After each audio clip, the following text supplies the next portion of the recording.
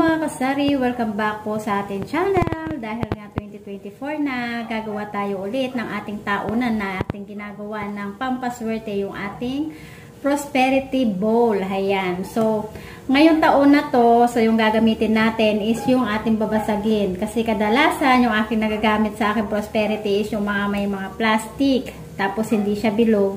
So, ganito pala yung tamang paggawa ng ating prosperity bowl. Kailangan ay babasagin po yung ating gagamitin. Pwede po kayong maghanap ng mas malaki pa rito. Kasi medyo marami po tayong ilalagay dito. Ayan. Marami mga sangkap na ilalagay natin dito. Kaya itong aking gagamitin kulang pa kung tutuusin ito sa laki. Wala na lang kasi ako makita pa na iba. Kaya ito na lang yung aking pinakamalaki na nakita sa aking kusina. Ayan. So, mag-start na po tayo sa ating paggawa ng ating prosperity bowl. So, yung ating magandang simulan na gawin ito, pwede tayong magsimula ng 29, 30 at saka 31. Pero much better talaga ng December 31, dispiras ng bagong taon, kasi nga 7 days natin siyang hahayaan sa ating center table, yung ating prosperity bowl. Para nga yung swerte talagang sagap na sagap sa ating loob ng bahay. Ayan. So, mag-umpisa na tayo. So, ito nga gagamit tayo ng ating bowl na ceramic, or pwede rin sa yung mga transparent na babasagin, yung mga glass talaga. So, yung aking nagamit ngayon is ceramic. Ayan. So, meron tayo ritong nakahanda na bigas. 8 cups of rice ang ating gagamitin. Bakit 8 rice of cups? Dahil nga walang hanggan na kasaganaan sa ating pamumuhay, sa ating swerte, sa ating buhay, 'di ba? Kaya 8 cups yung ating gagamitin. So yung mga nakaraang taon, yung wala nang sukat yung aking nilagay na bigas. Pero ngayon talagang sinukat na natin. Ayan. Ito 5 cups yung isa, tapos ito 3 cups. Sana magkasya. Ayan.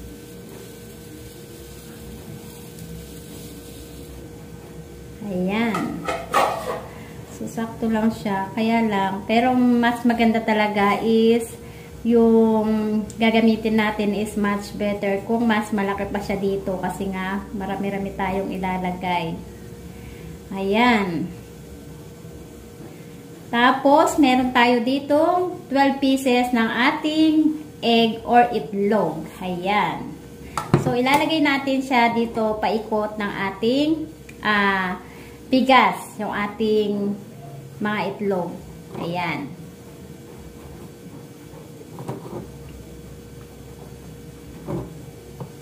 Four, 5, 6, 7, 8, 9, 10, 11, 12.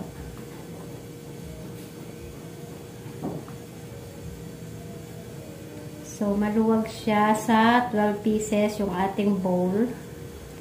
So, luluwagan lang natin ng konti yung ating paglalagay ng ating mga itlog. Medyo natatapon yung ating bigas kasi kulang sa laki yung ating ginamit na bowl. Wala na kasi tayong malaki-laki na gagamitin. So, tapos, isusunod natin itong ating gabi. Ayan. Meron tayong gabi rito na nilagyan natin siya ng red. Bakit nilagyan natin siya ng red na ribbon? Dahil nga, diba, sa mga pampaswerte, kadalasan, nilalagyan natin sila ng mga red ribbon. So, ang gabi natin dito is 8 pieces. Bakit 8 pieces? Wala lang. Ayan. So, di ba nga, ang gabi, bakit may gabi nga pala yung ating prosperity bowl? Kasi di ba naisip ko lang, dahil nga yung gabi ay walang humpay na pagbunga. Kaya, ibig sabihin, sa buhay natin, wala din humpay yung ating papasok na swerte. Ayan. Kaya, naisip ko siyang lagyan ng ating gabi.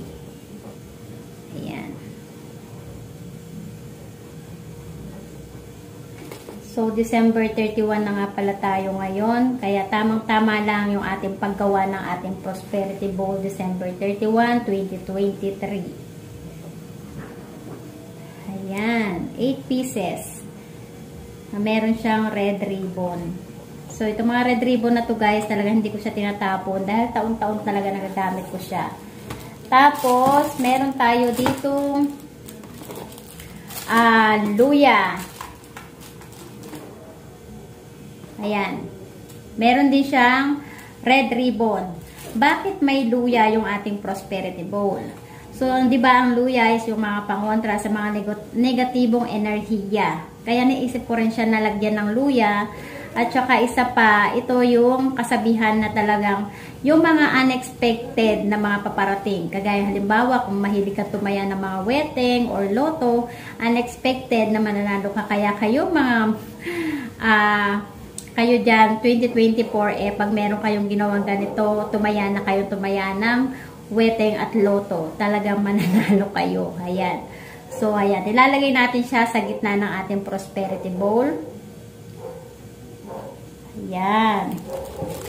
Tapos, meron tayo ditong orange or poncan or kahit ano pa man yan. Basta orange ng mga ang ibig sabihin naman kasi ng orange is sumisimbolo siya sa gold or pera, 'di ba? Kaya palagi kadalasan pag mga gumagawa tayo ng mga Prosperity Bowl, meron talaga siyang orange or poncan. So ilalagay natin siya sa ibabaw ng luya, gitna ng ating Prosperity Bowl. So kung hindi siya makatayo sa sa ibabaw ng luya, pwede rin naman sa gilid na lang siya ng ating luya.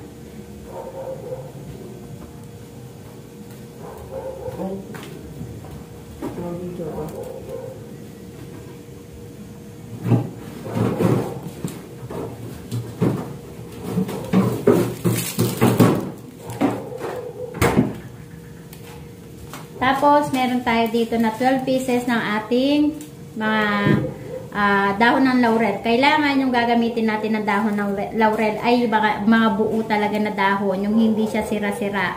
Ayan.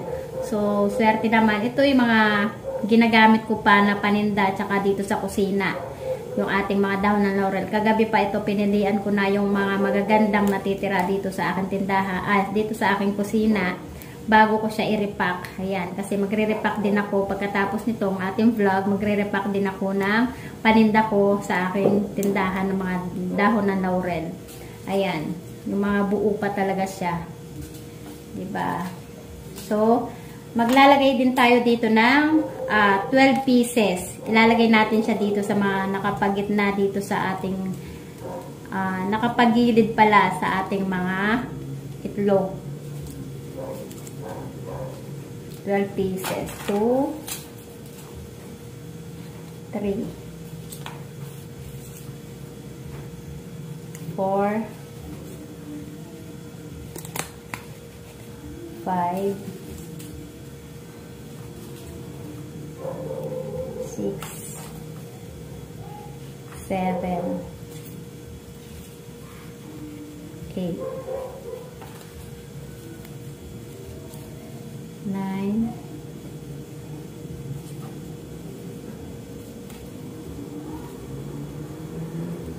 10, 11, 12. So, kailangan nga pala yung paglalagay natin ng dahon ng laurel ay nakatayo. Ayan. Bagay tutusok natin siya doon sa bigas. Nakalagay siya sa bawat gilid ng mga itlog. So, tapos, meron tayo dito syempre ng ating mga tawag ito, gold coins chocolate. Ayan. Bakit chocolate, diba? Kadalasan naman sa mga ginagawa natin na Prosperity Bowl ay meron talaga tayong ginagamit ng mga gold coins. So, pwede rin naman gumamit ng mga ibang chocolate. Bakit chocolate yung ating ginagawa, inilalagay sa mga pampaswerte natin? Kasi yung chocolate ay sumisimbolo siya sa mga halimbawa kagaya niya sa isang pamilya na magkaaway, yan, ipagbabati niya yan, 'di ba? Kumbaga yung 'di ba yung chocolate is matamis. Kaya patatamisin niya yung ating buhay. Ayan, lalo na yung buhay pag-ibig natin kung meron tayong mga partner dyan, mga asawa, mga jowa. Diba? So, dahil tayo single, kaya wala tayong jowa, wala tayong asawang magiging sweet. Pero okay lang yan kasi may mga anak naman ako, diba? So, magiging sweet kaming mag-iina, diba? So, ilalagay din natin siya dito sa gilid, katabi ng mga dahon ng laurel. 12 piraso ng ating mga gold coins yung ating gagamitin.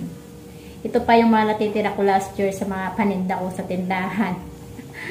So, hindi siya halos na naubos. Dahil nga kasi mahal na yung mga chocolate, diba? Nagtaasan yung mga bilihin. 2, 3,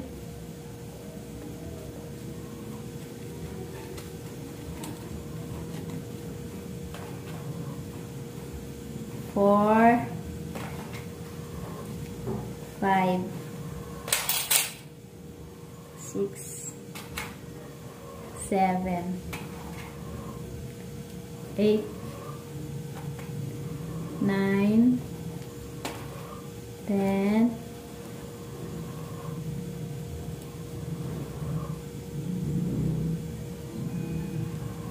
11, 12. Ayan. Tapos, syempre, ang susunod naman natin dyan na ilalagay is yung ating mga coins. Pwede tayong gumamit ng puro silver lang. So, pwede rin tayong gumamit ng may gold. So, yung gagamitin ko ngayon is yung may mga gold na 10. At saka yung may mga gold na 5. Tapos, meron din tayong mga silver na 5. Tapos, meron din tayong silver na 10. Ayan. Tapos, meron tayo syempre dahil ito ay ano naman siya. 20 pesos. Ayan. Meron din tayo dito 2 piraso na gagamitin. So, kailangan yung gagamitin natin coins ay 12 pieces din. Ayan. Kasi nga 12 pieces yung months natin in a year. Diba? Kaya 12 pieces yung ating gagamitin na coins. Itatabi lang din natin dito paikot sa katabi ng mga ano natin. Gold coins natin at chocolate. Ayan. So, dapat nakatayo talaga siya pag lalagay mo siya sa prosperity bowl.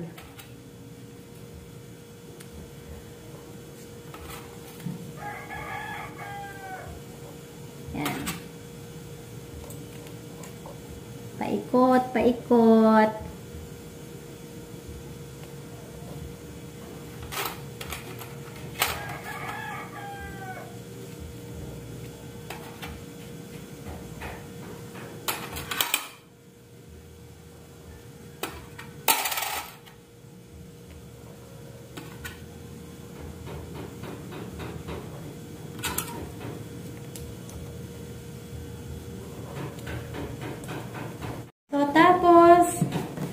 The last but not the least, yung ating gagamitin na bulak kasama no yung ating mga kapapilan na kaperahan. So, pwede rin naman tayong gumamit ng mga papel na mga pera natin ng 20 pesos, lahat ng mga papel na mga bills natin na sa ating, kung anong meron tayo. Ayan. So, yung ako, ginamit ko lang yung tigo 1K, pinakamataas na bill ng ating kaperahan para sa akin lang kasi para mas malaki yung swerte na papasok sa ating buhay ngayon 2024. Ayan. So, ang gagawin natin dito, 12 pieces din kasi ito guys. 1, 2, 3, 4, 5, 6, 7, 8, 9, 10, 11, 12. So, ayan. Halo-halo ng pera ito. Pera ng tindahan, pera ng GCash. So, pinagsama-sama ko lang dito, nilista ko para alam ko, pagkatapos nito ng 7 days, alam ko kung saan ko siya ibabalik. Or, pwede rin naman, mas better kung pagkatapos nito ay ibabangko ninyo yung pera or maging savings. Ayan. So, ang gagawin dito guys is tutupiin mo siya ng 3 beses. Meron din pala tayong gamit na bulak. 12 pieces yung ano natin, yung cotton balls. So, 12 pieces ito. Ayan. So, ibabalot natin dito sa pera natin. Ganito. Ipapasok natin siya sa gitna. Tapos, itutupi natin siya ng isang ganyan. Tapos, ayan.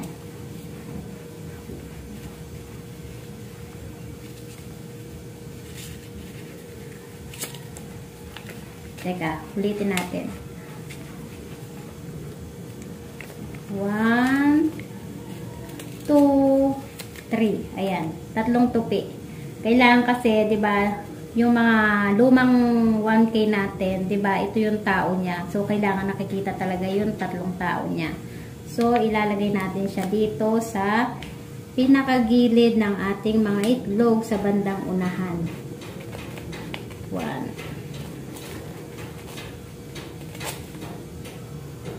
1.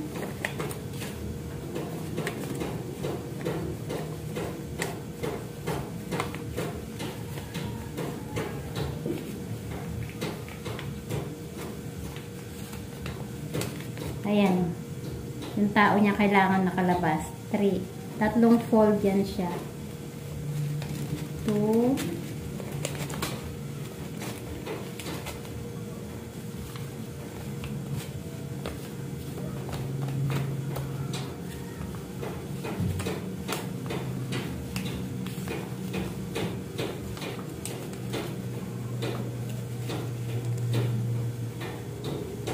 3. Talaga yung ating nagamit na prosperity bowl.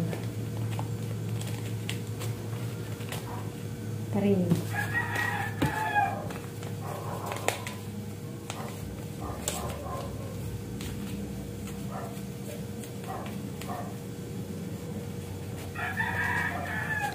4.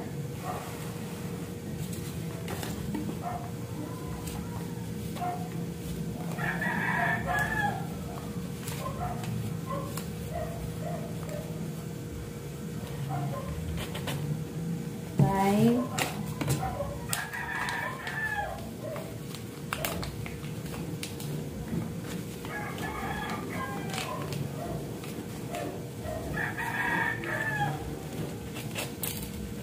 6.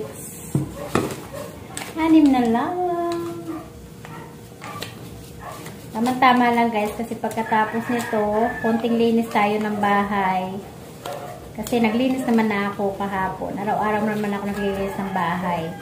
So, siyempre maglilinis muna tayo ulit. Tapos, mamayang hapon, prepare na tayo ng ating mga ibang hayahanda sa ating New Year. So, hindi naman ako talagang magluluto ng bongga kasi yung kagaya ng spaghetti, yan. Dahil mag-isa nga lang din ako palagi din sa bahay. Plus, birthday din ng aking panganay. So, meron naman ng padala yung kanyang papa na yung ama nila. Meron na siyang pinagrab na pagkain. Cake, kaya tsaka pansit. Kaya hindi na talaga ako totally magluluto. Kundi yung lulutuin ko na lang pala is yung ating mga panghimagas. Siguro mga 2 klase lang yun. Ayan. Kasi medyo masama rin naman ang pakaramdam ko. Ilang araw na rin.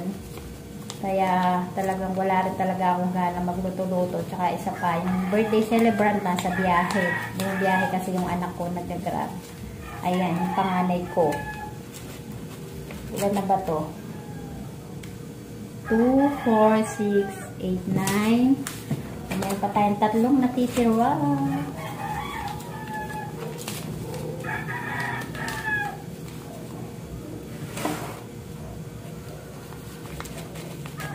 10,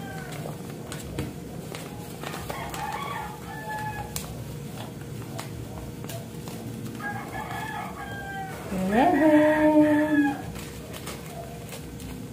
Yan, iusog lang natin ito para magkasya silang lahat.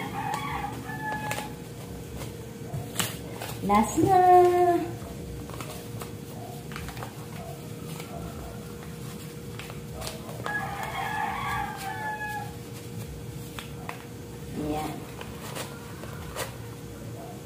So, ayan guys, tapos na yung ating prosperity bowl.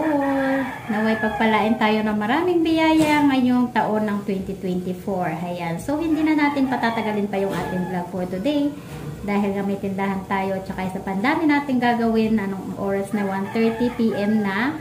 Ayan. So, alam ko naman na busy-busy tayong lahat ngayong dispiras ng bagong taon. Mabuhay po tayong lahat. Sana'y more blessing po sa ating lahat ngayong 2024. Thank you for watching. Happy New Year to everyone. Welcome 2024. Bye-bye.